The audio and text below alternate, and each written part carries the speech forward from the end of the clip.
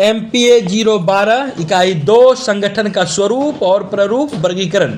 इसके अंतर्गत हम लोग कई एक बातों को देखते हैं कि संगठन महत्वपूर्ण क्यों है, क्यों संगठन की अनिवार्यता समझी जाती है, संगठन का अर्थ क्या होता है। विभिन्न विद्वानों ने संगठन की परिभाषा किन किन संदर्भ में दी है, औपचारिक और अनौपचारिक संगठन किस प्रकार के होते हैं, विभिन्न विद्वानों ने संगठन के सिद्धांत के बारे में क्या बातें कही है, और संगठन का वर्गीकरण जब हम करते हैं लक्ष्य के आधार पर, कोई उपभोक्ता के आधार पर, कोई लाभ योगी के आधार पर, कोई अनुपालन के आधार पर करते हैं, कोई प्राधिकार के आधार पर करते हैं। इन्हीं सब बातों के मद्देनजर हम लोग समझने का प्रयास करेंगे कि संगठन के किन किन स्वरूप पर हम लोग ध्यान केंद्रित करते हैं और संगठन की अनिवार्यता आखिर क्यों महसूस की जाती है।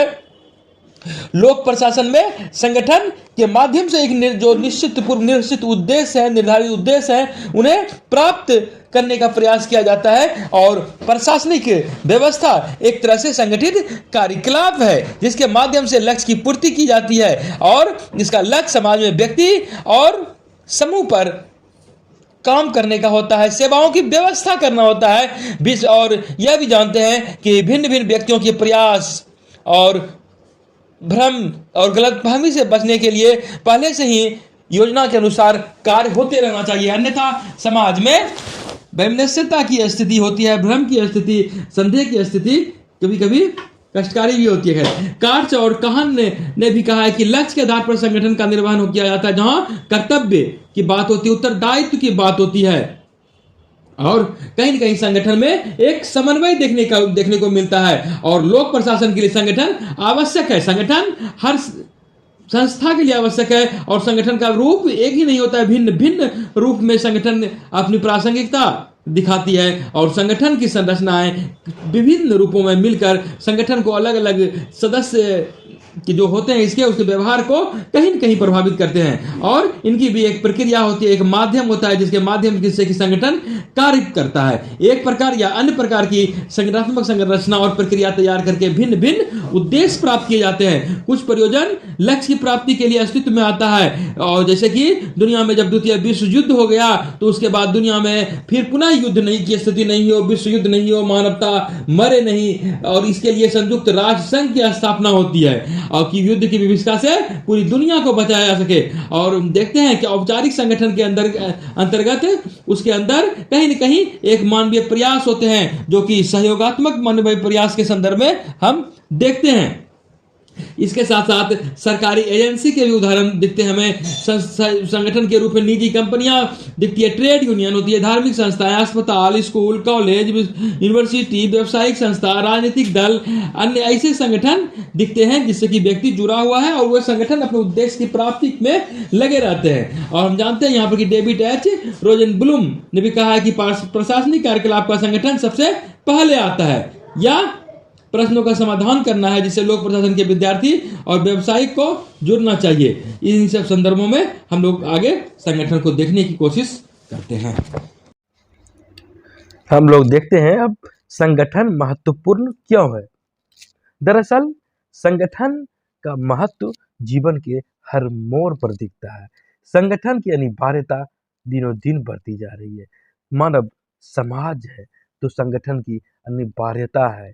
समाज की नैतिकता को, समाज की आवश्यकता को सहकारी प्रयास के माध्यम से संगठन के रूप में पूरा किया जाता है, और इस संदर्भ में विद्वानों ने भी भिन्न भिन्न मत प्रकट किए हैं कि संगठन आखिर व्यक्ति के जीवन में इतना महत्वपूर्ण क्यों है। दरअसल व्यक्ति का कोई भी उद्देश्य हो, कोई भी ध्येय हो, वहां पर उसकी पूर्ति के लिए संगठन ही एक कारक बनता है, क्योंकि व्यक्ति जिस समाज में रहता है वहां पर संगठन की आवश्यकता हो जाती है, अनिवार्यता हो जाती है, स्वतः उत्पन्न हो जाती है, और प्रशासनिक क्षेत्र में संगठन एक निश्चित उद्देश्य की प्राप्ति के लिए अपरिहार्य हो जाता है। संगठन का निर्माण कार्य की सिद्धि के लिए आवश्यक हो जाता है। साइमन कहते हैं संगठन अति महत्वपूर्ण है, और ऐसा इसलिए कि मनुष्य संगठन में ही कहें तो पूरा जीवन व्यतीत कर देता है, एक बहुत ज़्यादा समय व्यतीत करता है। आप श्रमिक बल देखें, अर्थात कोई वयस्क आबादी है, युवा आबादी है, तो वह अपनी ऊर्जावान समय का 1/3 से भी ज़्यादा समय संगठन में ही व्यतीत करता है। अब अगर हम प्रारंभिक अवस्था में ही देखें, कोई बच्चा है, तो वह उसका उद्देश्य हो जाता है वहाँ पर प्रारंभिक तौर पर वह पाठशाला जाता है, प्रारंभिक कक्षा जहाँ जाता है, तो वह एक तरह से विद्यालय भी संगठन का स्वरूप है, संगठन का उदाहरण है और बच्चा विद्यालय में एक अच्छा खासा समय व्यतीत करता है, तो संगठन का परिवेश का उस पर असर पड़ता है। उसी तरह एमिटे एटजियोनी कहते हैं, हमारा समाज ही संगठनात्मक समाज है। और विद्यालय ही क्यों, विद्यालय से पूर्व की बात करें तो बच्चा का जन्म अस्पताल में होता है, तो वहाँ पर अस्पताल भी तो एक संगठन है। तो जन्म के साथ ही हम स्वतः संगठन से लाभ लेने की स्थिति में होते हैं, संगठन से भाग नहीं सकते हैं। उसके बाद जब विद्यालय जाते हैं, चाहे प्रारंभिक स्तर का विद्यालय हो या अपर सेकेंडरी स्तर का विद्यालय हो या हम विश्वविद्यालय के स्तर पर जाते हैं, तो हर जगह संगठन ही संगठन हम पाते हैं। इसके बाद यदि हम किसी नौकरी में जाते हैं, वहाँ संगठन देखते हैं, कोई कंपनी में ज्वाइन करते हैं, वहाँ संगठन देखते हैं, व्यापारिक कंपनी के हिस्सेदार होते हैं, तो हम स्वतः संगठन के हिस्से बन जाते हैं। नहीं तो कम से ट्रेड यूनियन के संगठन के सदस्य बनना पड़ता है, व्यावसायिक संघ में भाग लेते हैं, तो हर जगह संगठन ही संगठन दिखता है। इसलिए व्यक्ति के जीवन में संगठन अति महत्वपूर्ण है। जब हम बीमार पड़ते हैं तो अस्पताल जाते हैं, तो वहाँ भी संगठन ही दिखता है। चाहे हम जिस अवस्था में रहें, संगठनात्मक व्यवस्था में ही व्यक्ति संचालित होता है। तो जब खेल में जाते हैं तो वहाँ भी खेल संगठन होता है। चाहे हम या किसी औद्योगिक समाज में जाएं, तो वहाँ भी हर जगह का जीवन संगठनात्मक संचार व्यवस्था में संचालित होता दिखता है। एक विद्वान हुए काटचौर काहन, वे कहते हैं, संगठन कोई नई खोज नहीं है, यह हर हमेशा रहा है। पूर्व औद्योगिक समाज में भी संगठन रहा है। वह अपने निश्चित लक्ष्यों को पूरा करने के लिए वहाँ पर संगठन का निर्माण हुआ है।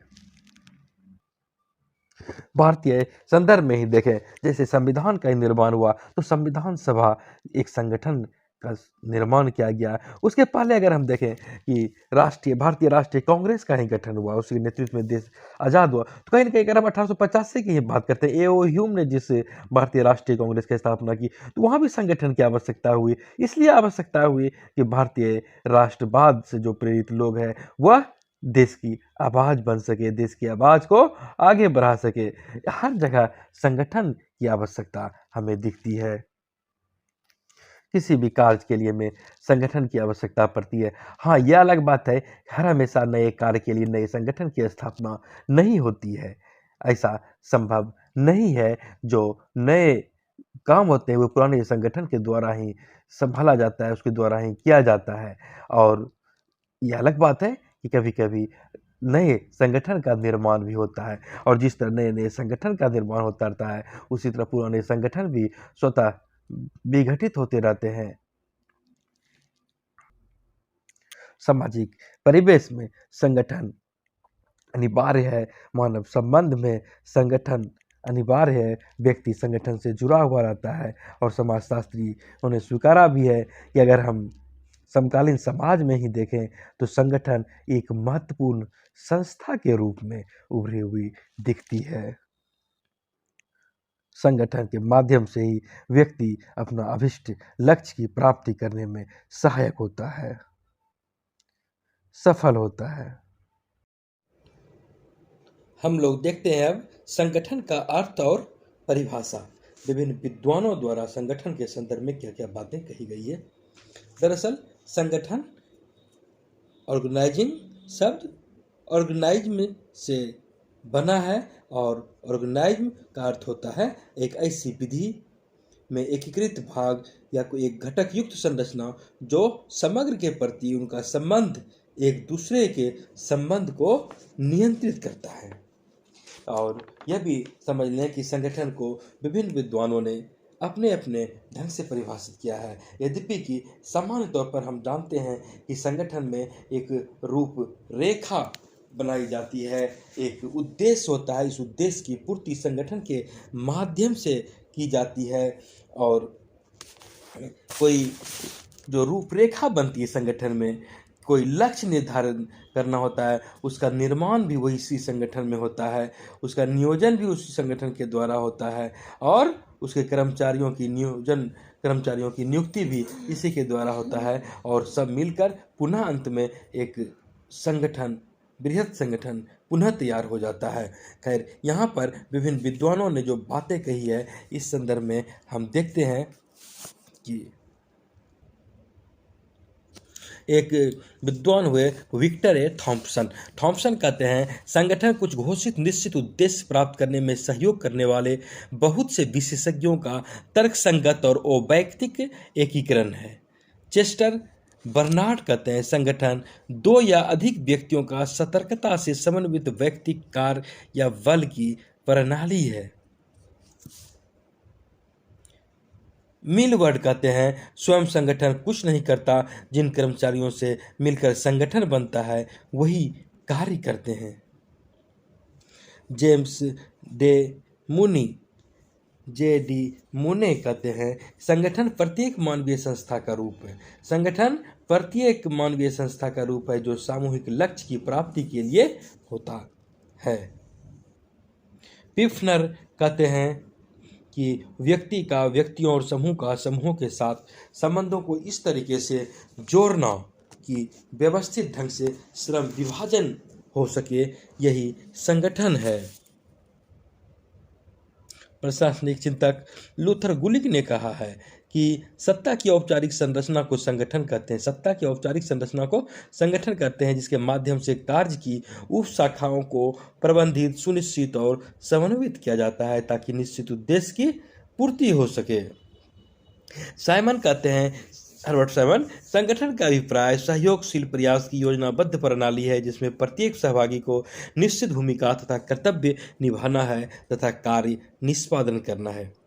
एल उर्बिक कहते हैं, संगठन उन कार्यकलापों को निर्धारित करता है जो किसी योजना के लिए आवश्यक है और उन्हें समूह में व्यवस्थित करता है जिन्हें व्यक्तियों को निष्पादन के लिए सौंपा जाता है। इस परिभाषा में यद्यपि कार्यों का निर्धारण और उनके समूह को प्राथमिकता दी जाती है, परंतु जिन व्यक्तियों को काम सौंपा जाता है वे बाद में आते हैं।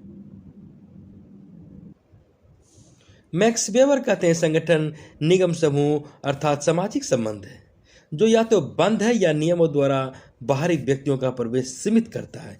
इसके आदेश व्यक्तियों की कार्रवाई द्वारा लागू किए जाते हैं। इसका केंद्र तर्कसंगत अंतःक्रिया पैटर्नों पर है।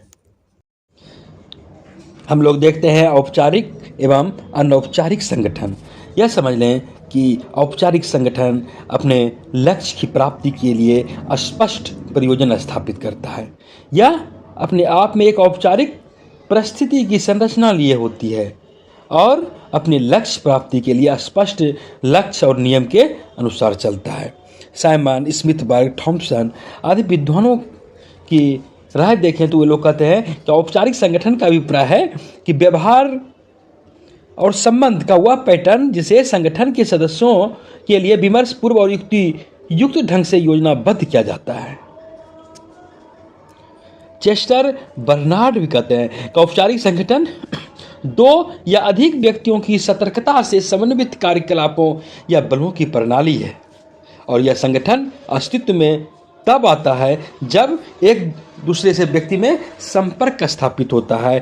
व्यक्ति एक दूसरे के लिए कार्य करने के संदर्भ में इच्छुक होते हैं और संगठन का लक्ष्य एक ऐसा होता है। औपचारिक संगठन की कुछ विशेषताओं को देखें तो हम यह समझ सकते हैं कि इसके लक्ष्य स्पष्ट होते हैं, इसकी संरचना स्पष्ट होती है और यह औपचारिक संगठन अनौपचारिक संगठन की बनिस्बत अस्थायी होता है, स्थिर होता है और औपचारिक संगठन फैलता है, निरंतर इसकी व्यापकता बढ़ती है। औपचारिक संगठन में संरचना श्रम विभाजन और विशेषज्ञता के आधार पर होती है।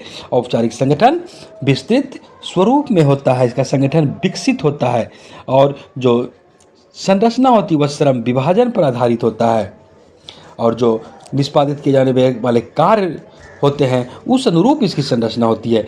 व्यक्ति के अनुसार नहीं होता है कि जिन्हें कार्य निष्पादन करना है, बल्कि संरचना निष्पादित किए जाने वाले कार्यों के आधार पर होती है। संगठन भावनात्मक पहलू को ध्यान में नहीं रखता है, बल्कि यह विमर्श पूर्वक कार्य करता है। और ये औपचारिक संगठन की संरचना किसी मुद्दों या कार्यों पर आधारित होती है जिन्हें कि पूरा किया जाना होता है, उसके स्पष्ट लक्ष्य होते हैं। और इस आधार पर नहीं करने का मतलब कि जो कि व्यक्ति जो कार्य को पूरा करते हैं व्यक्ति पर नहीं बल्कि मुद्दे पर, लक्ष्य पर, उद्देश्य के अनुकूल होते हैं। और संगठन संरचना निर्मित प्राधिकार और उत्तरदायित्व संबंधों का मान प्रत्येक व्यक्ति द्वारा रखा जाना चाहिए।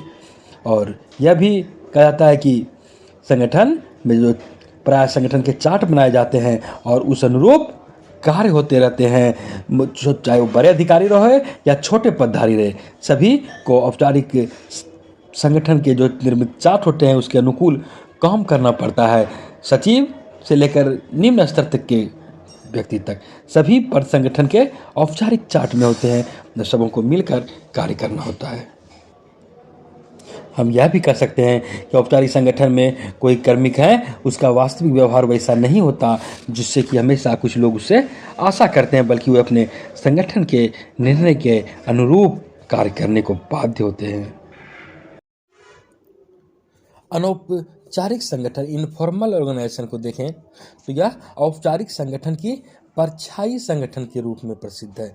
इसे परछाई संगठन इसलिए कहा जाता है कि यह औपचारिक संगठन के बिना अनौपचारिक संगठन संभव नहीं है, और यह कहीं न कहीं औपचारिक संगठनों को ही प्रतिबिंबित करता है। और एक तरह से अगर कहें तो अनौपचारिक संगठन समाज के बारे में, समाज में इस संदर्भ में जो बातें हो सकती है, कहते हैं कि कोई कानून होता है लिखित होता है, कोई होता है अलिखित कानून होता है, कोई विश्वास नियंत्रण विकसित करता है कि जैसे कि वांछनीय व्यवहार क्या है, अवांछनीय व्यवहार क्या है।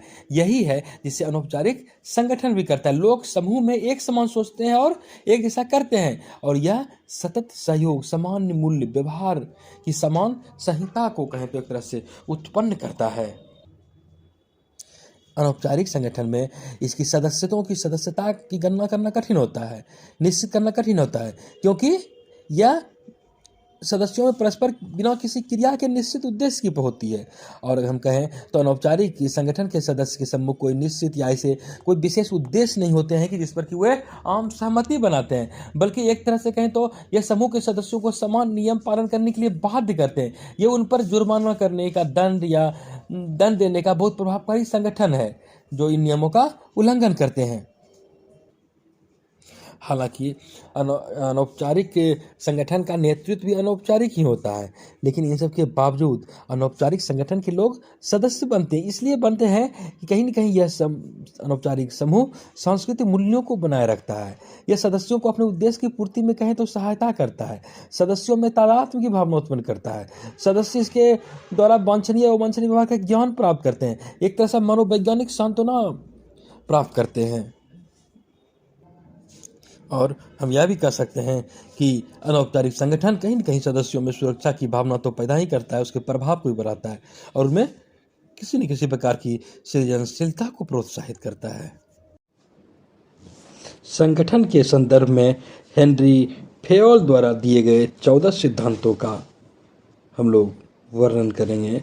हेनरी फेयोल ने 14 सिद्धांत जो दिए हैं यह प्रशासन के संदर्भ में, संगठन के प्रशासन के संदर्भ में हैं, और यह समझ लें यह प्रबंध संबंधी नियम के अंतर्गत उन्होंने अपने नियम दिए थे।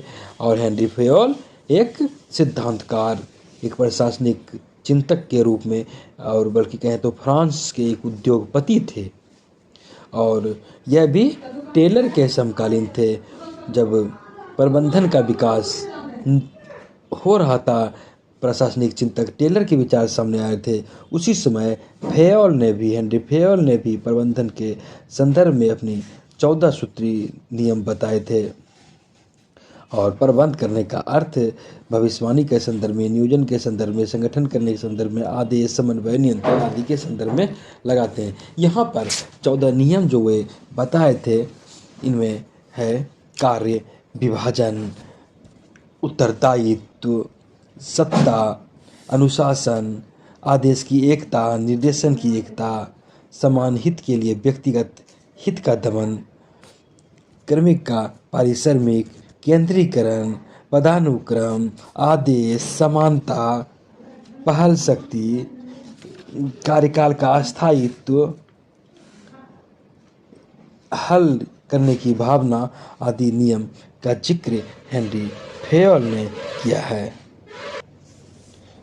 पहला नियम हेनरी फेयोल के 14 नियम में से पहला नियम कार्य विभाजन का है।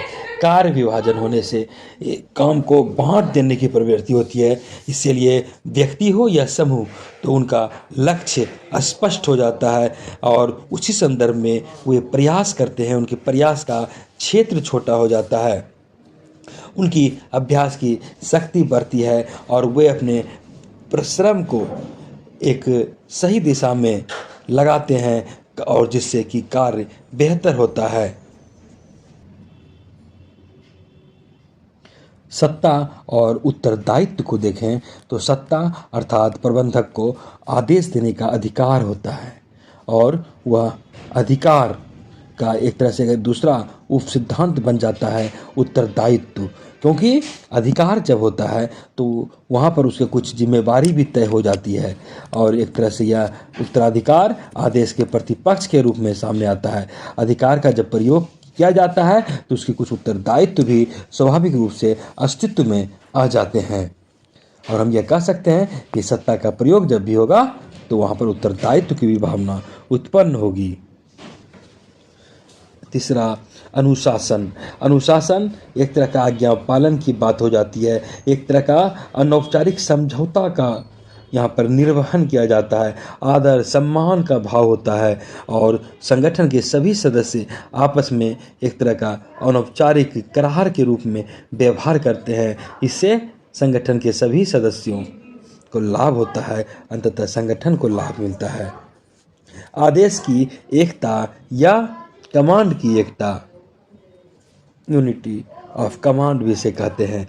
इसका तात्पर्य है कि एक व्यक्ति एक अफसर, अर्थात जो कोई उच्चस्थ अधिकारी होंगे वे अपने अधीनस्थ कर्मचारी को आदेश देंगे और जो अधिकारी होंगे कर्मचारी होंगे वे अपने से उच्च अधिकारी से आदेश प्राप्त करेंगे। अगर यहाँ पर भिन्न भिन्न रूप में उन्हें अगर आदेश मिलता रहे किसी को तो फिर काम में भटकाव की संभावना रहती है, इसीलिए यहाँ पर एक रूप में आदेश दिया जाता है।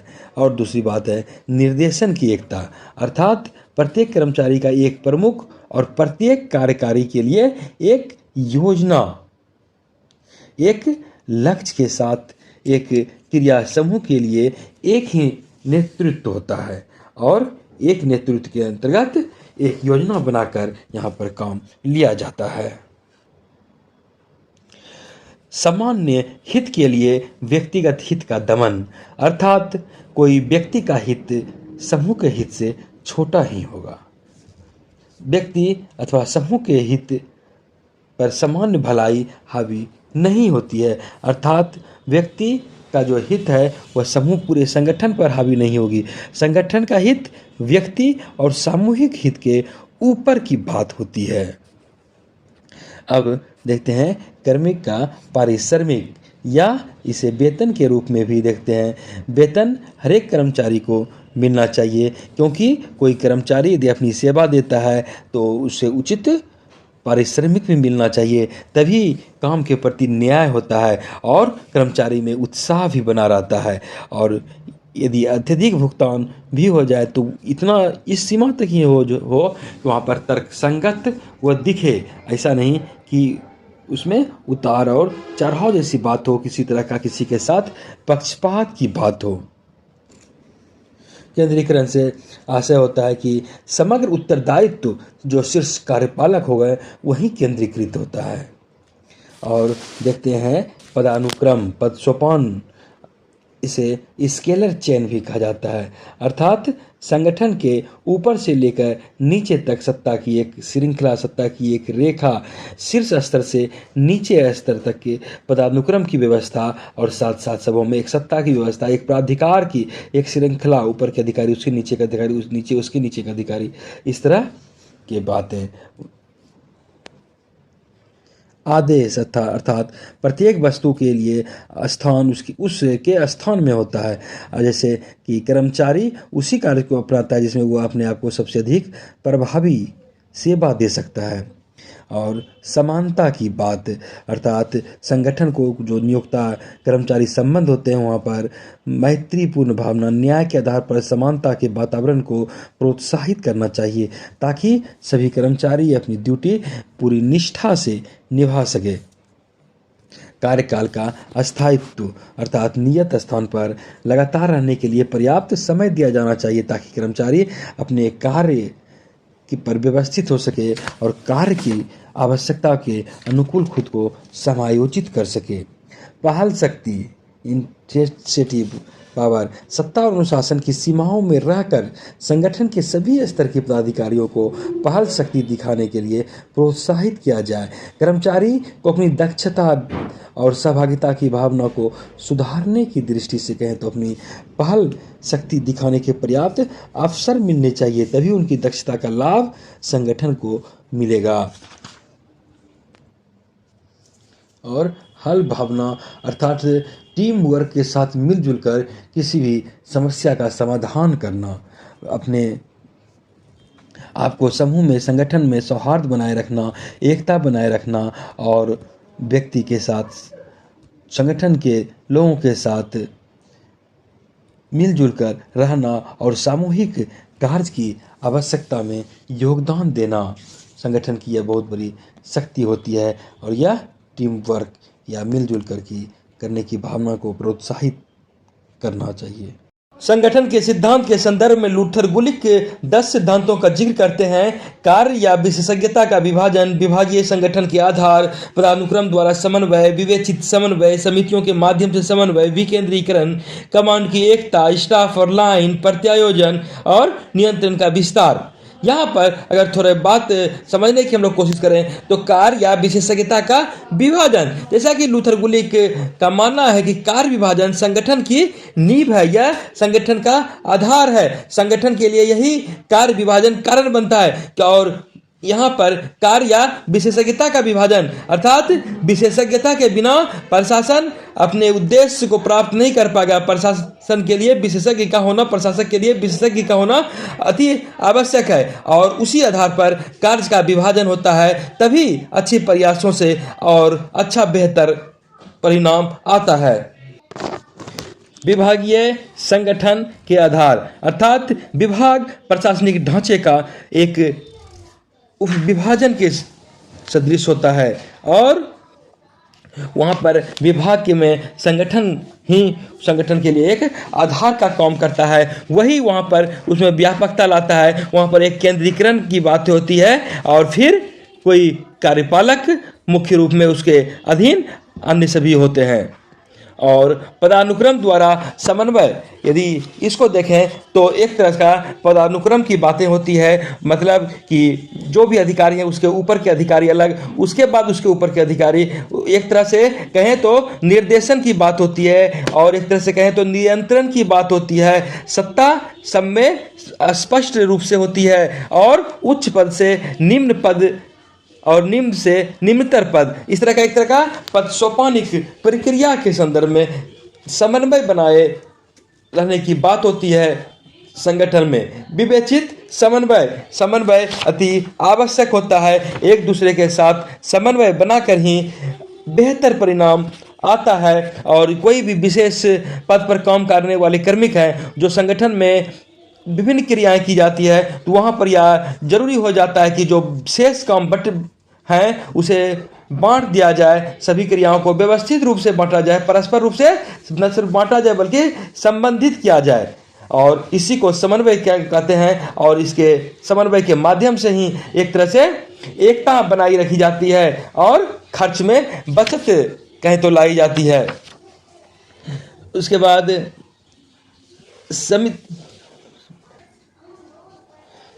विकेंद्रीकरण को लेकर कहते हैं कि सारा प्राधिकार, सारा सत्ता, सारा कार्य एक ही जगह केंद्रीकृत नहीं हो जाना चाहिए, बल्कि इसे हर स्तर पर, हर टेबल तक इसका विकेंद्रीकरण होना चाहिए ताकि सबों को अपने अपने कार्य का एहसास हो, सभी को अपने अपने लक्ष्य की ओर अग्रसर हो और कार्य के बढ़ जाने से फिर कार्य करने में सुलभता होती है। कमांड की एकता, यूनिटी ऑफ कमांड या एकता सिद्धांत भी से कहते हैं। इसका तात्पर्य यह हुआ कि प्रत्येक कर्मचारी एक ही उच्च अधिकारी से आदेश प्राप्त करता है। अगर कोई अधिकारी है, हर तरह के उच्च अधिकारी उसको आदेश देंगे तो फिर काम में भ्रम की स्थिति उत्पन्न होगी। इसलिए कई उच्च अधिकारियों से आदेश की बात नहीं होती है, बल्कि एक अधिकारी का ऊपर का एक ही उच्च अधिकारी होता है। इससे कुशलतापूर्वक कार्य होता है और उत्तरदायित्व का निर्वहन भी भली भांति होता है। स्टाफ और लाइन का सिद्धांत, तो यहाँ पर हम यह समझ सकते हैं कि स्टाफ और लाइन संगठन के लिए अनिवार्य होती है। शब्द स्टाफ का अर्थ हुआ सलाह देना, विचार करना, और लाइन का अर्थ हुआ कि वह निर्णय लेता है।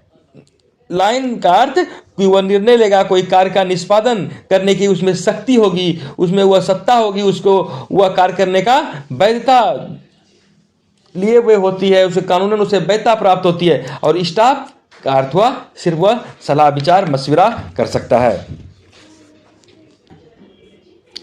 प्रत्यायोजन अर्थात किसी को किस संदर्भ में काम सौंपना, अति विशिष्ट परिस्थिति में या का समय के अनुसार कोई विशेष लक्ष्य जब दे दिए जाते हैं तो वहाँ पर काम दूसरे को सौंप दिया जाता है और काम की आवश्यकता अनुसार, काम की दक्षता के अनुसार, कार्य के स्वरूप के अनुसार कार्य अधिकारियों से, कर्मचारियों से लिया जाना। नियंत्रण का विस्तार मतलब नियंत्रण का भी एक क्षेत्र होता है और समय और योग्यता के अनुसार जो उच्च अधिकारी होते हैं वह अपने जितने अधिकारी का निरीक्षण कर सकते हैं वहाँ तक का वह कहें तो वहीं तक का उसको विस्तारित करना चाहिए।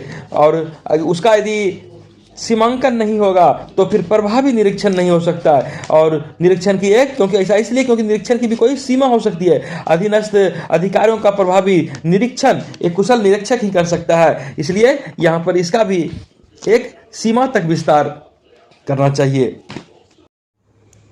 अब हम लोग देखते हैं उर्विक के अनुसार संगठन के 8 सिद्धांत क्या क्या है। तो उन्होंने जो कहा है उद्देश्यों का सिद्धांत, अनुरूपता का सिद्धांत, उत्तरदायित्व का सिद्धांत, स्केलर सिद्धांत, नियंत्रण के विस्तार का सिद्धांत, विशेषज्ञता का सिद्धांत, समन्वय का सिद्धांत और परिभाषा का सिद्धांत। उद्देश्यों का सिद्धांत अर्थात संगठन का उद्देश्य होता है और इस उद्देश्य के बिना संगठन नहीं होता है, इसलिए संगठन को प्रयोजन की अभिव्यक्ति होनी ही चाहिए, उसके उद्देश्य स्पष्ट रूप से सामने होने ही चाहिए। अनुरूपता का सिद्धांत, इससे आशा है कि जो कोई प्राधिकार में मिलते हैं तो वहाँ पर उसके साथ साथ उसके अनुरूप हमें उत्तरदायित्व का भी निर्वहन करने होते हैं। और उत्तरदायित्व और प्राधिकार एक तरह से दोनों सिद्धांत और उपसिद्धांत हैं और एक तरह से कहे तो प्राकृतिक परिणाम के रूप में है। अनुरूपता अर्थात यह भी समझ सकते हैं कि जो कोई जिस भी प्राधिकार का इस्तेमाल करता है, जिसका उपयोग करता है, उसके अनुरूप उसको व्यवहार करना पड़ता है, उसके अनुरूप उसको कार्य करना पड़ता है और इस तरह से प्राधिकार के साथ साथ उत्तरदायित्व स्वतः अस्तित्व में आ जाता है। और उत्तरदायित्व का सिद्धांत क्या हुआ, अर्थात जो कोई अधीनस्थ का कार्य होता है उसके लिए उच्च अधिकारी जिम्मेवार होते हैं। अधीनस्थ के कार्य के लिए उच्च अधिकारी का उत्तरदायित्व पूरी तरह से होता है, उच्च अधिकारी पर निर्भर करता है कि अधीनस्थ के कार्य की जिम्मेवारी वे लें।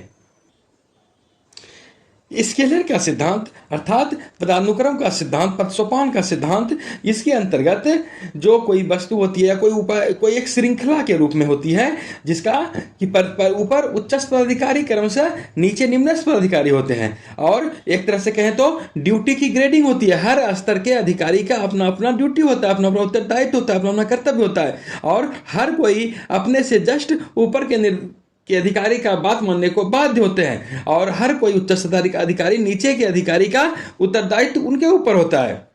यहाँ पर पदसोपान के संदर्भ में एक तरह का कहे तो ग्रेड युक्त संगठन होता है और निम्न स्तर अगले उच्च स्तर का आसन्न अधीनस्थ होता है। कोई अधिकारी है अपने नीचे से अधिकारी का हुआ उच्चस्थ अधिकारी है तो उसके वो जस्ट ऊपर कोई न कोई उच्चस्थ अधिकारी होते हैं और इस तरह यह एक श्रृंखला का काम करता है और जो कि एकदम निम्नस्थ से शीर्ष की ओर जाता है, आधार से उच्च की ओर जाता है। नियंत्रण के विस्तार का सिद्धांत अर्थात कोई उच्च अधिकारी है वह बहुत ज़्यादा अपने अधीनस्थ के काम का पर्यवेक्षण सही तरीके से नहीं कर सकता। अगर अधीनस्थ के कार्य आपस में स्पष्ट नहीं है, वो एक दूसरे से गूथे हुए हैं एक दूसरे से, तो फिर वहाँ पर वो सही तरह से निर्देशन, सही तरह से पर्यवेक्षण नहीं हो सकता। इसीलिए नियंत्रण का विस्तार की भी एक सीमा होती है, जिसका रेखांकन स्पष्ट रूप से कर दिया जाता है। विशेषज्ञता का सिद्धांत अर्थात एक के कार्य को सीमित करके एक ही कार्य बनाना। कार्य के संदर्भ में जब तक स्पष्ट रेखांकन नहीं किया जाएगा, उसका स्पेशलाइजेशन नहीं किया जाएगा, तो फिर संगठन अपने प्रभावी रूप में काम नहीं कर सकता। इसलिए विशेषज्ञ के रूप में कार्य को वहां पर अंजाम दिया जाता है। और समन्वय का सिद्धांत अर्थात यहाँ पे हम यह कह सकते हैं आपस में एक दूसरे से सहयोग लेना, आपस में एक दूसरे का कार्य करना प्रभावित। अगर कोई आपस में सहयोगात्मक ढंग से नहीं रहता है, समन्वय नहीं कर पाता है, तो एक दूसरे के कार्य आपस में प्रभावित होते हैं और कहीं न कहीं या फिर संगठन के लक्ष्य के काम में बाधा बनती है। इसीलिए संगठन का प्रयोजन प्राप्त करने के लिए क्रमबद्ध रूप से सबों को आपस में समन्वय करके चलने की भावना होती है और तभी सारे कार्यों को समाकलित करके संगठन अपने अभिष्ट लक्ष्य को प्राप्त कर सकता है। उर्बिक के अनुसार एक सिद्धांत और है परिभाषा का सिद्धांत, अर्थात जिसको भी जो प्रकार की ड्यूटी सौंपी गई है, उसके संदर्भ में स्पष्ट रूप से ड्यूटी का स्पष्ट विवरण होना चाहिए, उसके स्पष्ट जानकारी होनी चाहिए कि मेरा यह काम है, इस पोस्ट के लिए यह काम निर्धारित किया गया है, तभी संगठन ज्यादा सार्थक ढंग से अपना काम कर सकता है। हम लोग देखते हैं एच एरिक फ्रैंक के अनुसार संगठन के 11 सिद्धांत। एरिक फ्रैंक कहते हैं कि उद्यम के उद्देश्य और उसके घटक तत्व को स्पष्ट रूप से परिभाषित होना चाहिए और जो संगठन के उद्देश्य हैं वह स्पष्ट होने चाहिए, लिखित होने चाहिए और कहने का मतलब किसी तरह की जटिलता नहीं होना चाहिए, वो सरल होना चाहिए और लचीला दिखना चाहिए। किसी पदाधिकारी को नियत उत्तरदायित्व एकल प्रमुख कार्य के निष्पादन के लिए यथासंभव सीमित होना चाहिए। उसका उत्तरदायित्व एक ही कार्य के लिए सीमित करके देखना चाहिए और सबसे अधिक कुशल और आर्थिक कार्य प्राप्त करने के लिए उद्देश्यों की एकरूपता के आधार पर संगठन की इकाइयां नियत की जानी चाहिए। कुशलता और आर्थिक कार्य प्राप्त करना जहां सब संगठन का उद्देश्य है, यहां एकरूपता दिखना चाहिए और इस एकरूपता के आधार पर संगठन को तय करना चाहिए। संगठन के शीर्ष से तल तक चलने वाले प्राधिकार की ओर, तल से शीर्ष की ओर जवाबदेही की स्पष्ट लाइन होनी चाहिए, अर्थात ऊपर से ऑर्डर नीचे की ओर क्रमशः बढ़ते जाता है तो जवाबदेही भी नीचे से ऊपर की ओर क्रमशः बढ़ते जाता है। एक श्रृंखला में जवाबदेही का भी रेखांकन होना चाहिए। प्रत्येक प्राधिकारी को उत्तरदायित्व और प्राधिकार लिखित रूप में स्पष्ट और परिभाषित होनी चाहिए। हर लेवल पर अलग अलग प्राधिकारी होते हैं, उसके उत्तरदायित्व क्या है यह स्पष्ट रूप में लिखित होनी चाहिए, परिभाषित होनी चाहिए। इसमें किसी भी प्रकार की जटिलता या संदेह वाली कोई बात नहीं होनी चाहिए और सारे अधिकार किसके क्या अधिकार है यह लिखित भी होनी चाहिए और तदनुरूपी प्राधिकार से जवाबदेही जोड़ी जानी चाहिए। जिसका जितना बड़ा अधिकार प्राधिकार है उसका जवाबदेही भी उतना ही बड़ा, उतनी ही बड़ी जिम्मेदारी भी होनी चाहिए। कार्रवाई करने या आरंभ करने का प्राधिकार यथासंभव कार्यस्थल के समीप प्रत्यायोजित होना चाहिए। कार्यस्थल के से जोड़कर ही किसी प्रकार की कार्रवाई को देखना चाहिए। प्राधिकार के स्तरों की संख्या न्यूनतम रखी जानी चाहिए। ये नहीं कि हर लेवल पर अधिकार का डिस्ट्रीब्यूशन ही कर देना चाहिए, बल्कि जितना कम होगा उतना काम केंद्रीकृत ढंग से अच्छी तरीके से होगा। पदाधिकारियों की संख्या की एक सीमा है जिसका पर्यवेक्षण एक ही व्यक्ति द्वारा प्रभावी ढंग से किया जा सकता है। पदाधिकारी चूंकि कम संख्या में रहते हैं और वे पर्यवेक्षण एक निश्चित क्षेत्र में ही कर सकते हैं, निश्चित व्यक्ति तक ही कर सकते हैं और उनका पर्यवेक्षण प्रभावी हो, इसके लिए आवश्यक है कि एक ही व्यक्ति द्वारा प्रभावी ढंग से वहां पर निरीक्षण किया जाए, पर्यवेक्षण किया जाए। अगर एक ही कार्य है तो वहां पर 5 पदाधिकारी को पर्यवेक्षण नहीं करना चाहिए, उसका कोई तुक नहीं है। संगठन में प्रत्येक व्यक्ति केवल एक ही व्यक्ति को रिपोर्ट करे। हर एक कर्मचारी, हर एक पदाधिकारी अगर अपने से सिर्फ ऊपर के लोगों को रिपोर्ट करे तो कार्य निष्पादन सरलता होगी, अनावश्यक समय की बर्बादी नहीं होगी और सुरुचि ढंग से कार्य भी हो जाएगा। अपने अधीनस्थों के कार्य के लिए उच्चतर पदाधिकारी की जवाबदेही अप्रतिपद्य है, अर्थात अपने अधीनस्थ जो कोई कार्य करते हैं उसके कार्य के लिए जो उसके उच्चस्थ पदाधिकारी हैं वे जवाबदेह हैं। उसके कार्य पर नियंत्रण रखना उसके जस्ट उच्चस्थ पदाधिकारी की जिम्मेवारी होती है। अब हम लोग देखते हैं संगठन का प्रारूप वर्गीकरण। विभिन्न विद्वानों ने दरअसल संगठन को विभिन्न प्रारूप के आधार पर वर्गीकृत करने का प्रयास किया है। कुछ विद्वान कानूनी आधार पर तो कुछ स्वामित्व के आधार पर वर्गीकृत करने का प्रयास किया है। यहाँ पर हम अगर देखते हैं तो कोई लक्ष्य या कार्य के आधार पर प्रारूप इसका वर्गीकरण करते हैं, तो कोई उपभोक्ता के आधार पर, लाभ योगियों के आधार पर कि कोई लाभ कौन लेते हैं, कोई अनुपालन के आधार पर, तो कोई प्राधिकार के आधार पर। तो यहाँ पर अगर हम बात करें कि टॉलकोट पार्सन्स की, तो वे लक्ष्य के आधार पर वर्गीकरण करते हैं, पर कार्य के लक्ष्य या कार्य से मिलने कार्य के आधार पर वर्गीकरण करते हैं। वे 4 प्रकार की बातें करते हैं: उत्पादन की बातें या आर्थिक संगठन की बातें, राजनीतिक संगठन की बातें, समाकलनात्मक संगठन, पैटर्न अनुरक्षण संगठन। और या अगर यहाँ पर आर्थिक संगठन की बात करें तो टॉलकोट पार्सन्स कहते हैं कि संगठन का उत्पादन ही होता है माल उत्पादन करना, वस्तु उत्पादन करना, और वह वस्तु समाज द्वारा उसका उपयोग किया जाता है। और टॉलकोट पार्सन यहाँ पर वस्तु के लक्ष्य, कोई भी संगठन का लक्ष्य होता है उत्पादन करना, और उसका लक्ष्य होता है, उसका उपयोग होता है समाज के द्वारा। तो यहाँ पर इस संदर्भ में वो देखते हैं, वो राजनीतिक संगठन की बात करते हैं कि एक वर्गीकरण वो राजनीतिक संगठन के आधार पर करते हैं कि इसका तात्पर्य है कि कोई भी संगठन होता है उसका संबंध राजनीतिक लक्ष्य ही प्राप्त करना होता है। समाज के अंदर राजनीतिक लक्ष्य के माध्यम से शक्ति हासिल करते हैं, और इस शक्ति के माध्यम से वे शक्ति प्राप्त करते हैं और समाज में शांति स्थापित करने की कोशिश करते हैं, समाज में अस्थिरता बनाए रखने का प्रयास करते हैं। और हम यह देखते हैं कि विधानमंडल की बात हो या कोई अन्य सरकारी विभाग की बात हो, तो वे एक राजनीतिक संगठन के उदाहरण के रूप में सामने आते हैं जो शक्ति प्राप्त करते हैं और समाज में शांति व्यवस्था स्थापित बनाए रखने के प्रयास करते रहते हैं। तीसरा टॉलकोट पर्सन से बात कही है समाकलनात्मक संगठन, अर्थात ऐसा संगठन का संघर्ष का निपटारा करता है, समाज के विभिन्न सदस्यों में समन्वय करने का प्रयास करता है। जो कोई समस्या होती है उसको समाकलित कर उसका समाधान करती है और समाज में कहीं न कहीं स्थिरता लाती है। और न्यायालय की बात करें या पुलिस या सामाजिक एजेंसी, इस प्रकार के संगठन के उदाहरण है। वहीं पैटर्न के आधार पर भी संगठन का वर्गीकरण किया है टॉलकोट पर्सन ने। वो कहते हैं कि सब के पैटर्न अलग अलग होते हैं। शैक्षिक संगठन सांस्कृतिक आधार पर, धार्मिक आधार पर करेंगे, मतलब कि समाज के कोई समाज के मूल्य होते हैं, एक पैटर्न होते हैं, एक मानक होते हैं, ज्ञान होते हैं, सांस्कृतिक स्तर होता है, और इन सबों के आधार पर वे संगठित होते हैं और दीर्घकालीन उद्देश्य प्राप्त करते हैं। शैक्षिक, सांस्कृतिक, धार्मिक संस्था। यहाँ पर कार्च और कहन ने संगठन के भी इन्होंने भी 4 प्रकार में इसको वर्गीकृत करके देखा है: उत्पादन या आर्थिक संगठन के आधार पर, प्रबंधकीय या राजनीतिक संगठन के आधार पर, अनुकूली संगठन के आधार पर, और प्रतिपादित संगठन के आधार पर। तो हम लोग यहाँ पर देखते हैं कार्च और कहन ने जो बातें कही है कि संगठन का संबंध उत्पादन या आर्थिक संगठन के संदर्भ में कार्च और कहन कहते हैं कि संगठन का उस उद्देश्य ही होता है, इसका संबंध ही होता है माल का विनिर्माण करना।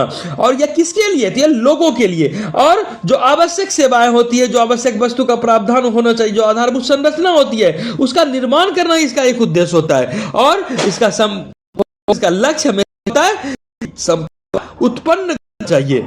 और वही इसी तरह राजनीतिक संगठन की बात करें तो यहां पर हम यह कह सकते हैं कि कार्च और कहन के अनुसार कि ये इसका उद्देश्य होता है प्रबंधकीय रूप में होता है। और यहाँ पर राजनीतिक संगठन के संदर्भ में वो निर्णय लेते हैं और जो संसाधन होते हैं उनके बीच समन्वय करना और नियंत्रण करना, लोगों के बीच में समन्वय स्थापित करना किस तरह। तो यहाँ पर एक तरह का यह प्रबंधकीय क्षेत्र हो जाता है। और अनुकूली संगठन की बात करते हैं, अर्थात संगठन ज्ञान का सृजन करता है, परीक्षण करता है, विकास के लोगों के अवसर मुहैया कराता है, और उसी लिए से अनुकूली संगठन भी कहते हैं। और इसके माध्यम से जो वर्तमान में समस्या होती है, क्रियात्मक शोध होता है और व्यक्ति तक सूचना उपलब्ध कराना होता है, उस समाधान कराना होता है। और इसके अंतर्गत विश्वविद्यालय की बात या अनुसंधान संस्थान की इसका एक उदाहरण होते हैं। और कार्च और कहन चौथा प्रकार बताते हैं प्रतिपादित संगठन। और वे कहते हैं इसके प्रतिपादित संगठन के माध्यम से समाज में लोगों की भूमिका को स्पष्ट करना होता है, इसका बृहत्तर परिप्रेक्ष्य होता है, और यह कहीं न कहीं लोगों को समाजीकरण का बेहतर अवसर मुहैया प्रदान करता है। और इसका सबसे जीवंत उदाहरण स्कूल, कॉलेज, यूनिवर्सिटी, चर्च, स्वास्थ्य सेवा, कल्याणकारी संस्था इसका एक प्रमुख उदाहरण के रूप में हम समझ सकते हैं। ब्लाउ और स्कॉट ने उपभोक्ता के आधार पर या लाभ योगियों के आधार पर अपना वर्गीकरण संगठन का किया है, और वे कहते हैं कि संगठन का वर्गीकरण उत्पाद के जो प्रमुख प्राप्तकर्ता होते हैं, जो लाभकर्ता होते हैं, उसके आधार पर किया जाता है। और वे इस संदर्भ में 4 प्रकार की बातें करते हैं, वे भी पारस्परिक लाभ संघ, व्यापारिक संगठन, सेवा संगठन, कॉमनवेल्थ संगठन।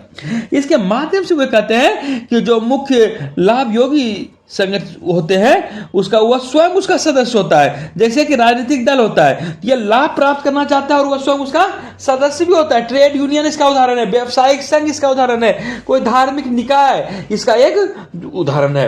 उसी तरह व्यापारिक संगठन जो होते हैं उसमें जो संपत्ति के मालिक होते हैं उसी को लाभ होता है, वो स्वयं उसके सदस्य होते हैं। और अधिकतर संगठन के उत्पाद के वे अपेक्षा करते हैं कि निवेश के बारे में वो ज्यादा चिंतित रहते हैं, उत्पाद के बारे में नहीं बल्कि निवेश के बारे में। और उनकी जो चिंता यह होती है कि अधिकतम लाभ कैसे प्राप्त की जाए और अपना अस्तित्व बनाए रखना कैसे रखा जाए। और हालांकि अपने अस्तित्व बरकरार रखने के लिए उन्हें प्रतिस्पर्धी अपने जो अन्य संगठन होते हैं उससे प्रतिस्पर्धा भी करना पड़ता है। सेवा संगठन, इसमें वे ग्राहक लाभ योगी होते हैं जिसे सेवा प्रदान की जाती है, जैसे अस्पताल है, शैक्षिक संगठन है, सामाजिक कार्य एजेंसी है, कानूनी सहायता समिति है, तो यह सेवा संगठन है, इसके माध्यम से भी संगठन का निर्माण होता है। और कॉमनवेल्थ संगठन है, और इस प्रकार के संगठन में जनता ही उसका प्रमुख लाभ योगी होती है। और जैसे कि कहते हैं ब्लाउ और स्कॉट, डाकघर, पुलिस सेवा, अग्निशमन विभाग, सैन्य सेवा इस प्रकार के संगठन के उदाहरण है। और यहां पर आगे हम अगर देखें प्राधिकार के आधार पर संगठन का वर्गीकरण करते हैं मैक्स वेबर। और मैक्स वेबर यहां पर कहते हैं कि 3 प्रकार के आधार पर जो है इस संगठन का वर्गीकरण करने की बात वो कहते हैं। करिश्माई प्राधिकार की बात होती है, परंपरागत प्राधिकार की बात होती है, विधिक या युक्तिमूलक प्राधिकार की बात होती है। वे कहते हैं करिश्माई प्राधिकार से तात्पर्य है कि कोई एक नेता होता है और जो उसका अनुयायी होता है, इस संगठन में नेता और अनुयायी होता है और इसका एक समुच्चय होता है। और नेता को यहाँ पर करिश्माई रूप में प्रस्तुत किया जाता है कि वे अफवाद के स्वरूप में है, अन्य व्यक्ति से वे अलग है, उसका प्राधिकार स्वीकार करना हम लोग का धर्म है, उसमें विश्वास लोगों का बना रहता है। और इस प्रकार के ऐसे संगठन जब हो जाता है तो यहाँ पर प्रशासनिक तंत्र ढीला ढाला हो जाता है, न केवल ढीला ढाला बल्कि वो अस्थिर भी हो जाता है। और यहां पर अस्थिरता की बातें होती है।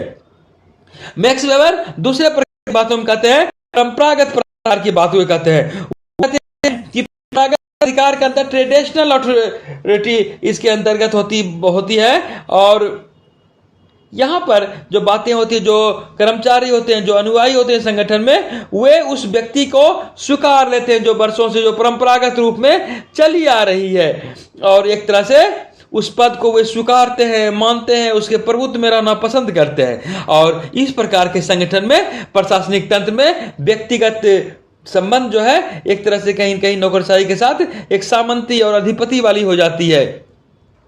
और उसी तरह तीसरा है विधिक या युक्तिमूलक, तो यह कानूनी रूप से जुड़ा हुआ है। इस प्रकार के संगठन में जो अनुयायी होते हैं तो वे नेता के प्राधिकार को स्वीकारते हैं, ठीक है आप में सत्ता है, आप में शक्ति है, आप वहां पर, लेकिन वे कानून के औचित्य के आधार पर उसे स्वीकृति प्रदान करते हैं कि कानूनन उसको सत्ता मिली है, करिश्माई नेता हुए हैं, तो यहां पर वे उसको स्वीकारते हैं। यह विधिक है, यह कानूनी है, और इस प्राधिकार का प्रयोग उस पद के द्वारा ही होता है। और सबसे बड़ी बात है कि नियम की बात होती है, और जिस प्रक्रिया के माध्यम से, जिस प्रक्रिया प्रणाली से उसे पूरा किया जाना चाहिए उसे पूरा किया जाता है, और तभी उसे स्वीकारा जाता है। जिस पद पर व्यक्ति आसीन होता है उसके प्राधिकार को कानूनी जामा प्राप्त होता है, उस अनुरूप स्वरूप लेती है, और यह कहीं न कहीं स्वीकृति प्राप्त होती है, कानूनी प्रक्रिया के साथ होती है।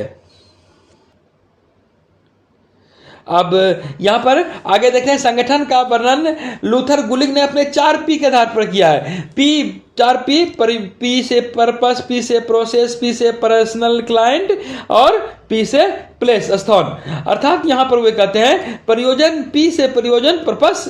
अगर हम देखें तो वो कहते हैं कि इस संगठन का निर्माण का आधार तो प्रयोजन होता है, कोई पर्पस होता है और उसी के अनुसार संगठन के कार्य निष्पादित किए जाते हैं, उस लक्ष्य को प्राप्त किए जाते हैं, उसी सेवा के आधार पर संगठन संगठित होता है। जैसे शिक्षा की बात करें, कानून की बात करें, कोई व्यवस्था की बात करें, संचार परिवहन की बात करें। और वे कहते हैं पर्पस, प्रोसेस के आधार पर, प्रक्रिया के आधार पर कोई भी संगठन का निर्माण होता है तो वह एक प्रक्रिया के आधार पर होता है, दक्षता के आधार पर होता है, विशेषज्ञता के आधार पर होता है। जैसे कि उदाहरण के स्वरूप में लेखा विभाग की बात करते हैं, लोक निर्माण कार्य की बात कर सकते हैं, कानून व्यवस्था की बात कर सकते हैं। ये इस प्रकार के संगठन के उदाहरण है। वे कहते हैं पी पर्सनल क्लाइंट के आधार पर, व्यक्तिगत के आधार पर, व्यक्तियों के आधार पर संगठन का निर्माण होता है। संगठन सेवा भोगी व्यक्तियों के आधार पर बनाए जाते हैं जो सेवा प्राप्त करते हैं। अर्थात जैसे कि उदाहरण के रूप में महिला और बाल कल्याण विभाग होता है, जनजाति कल्याण विभाग, वृद्ध व्यक्ति, बेरोजगारी संगठन, इस प्रकार के उदाहरण इसमें आते हैं। अब कहते हैं पी प्लेस के आधार पर, स्थान या राज्य क्षेत्र के आधार पर संगठन का निर्माण होता है। सेवा के जरिए संगठन स्थान या राज्य क्षेत्र के आधार पर बनाया जाता है। राज्य क्षेत्र अर्थात विभिन्न प्रदेशों में ये हो सकते हैं या पूरे राष्ट्र में फैला हो सकता है। रेलवे संगठन इस प्रकार के संगठन का एक अच्छा उदाहरण है। और इसके साथ साथ देश और जिले, राज्य क्षेत्र आधारित सबसे अच्छा उदाहरण आप यहाँ पर मान सकते हैं।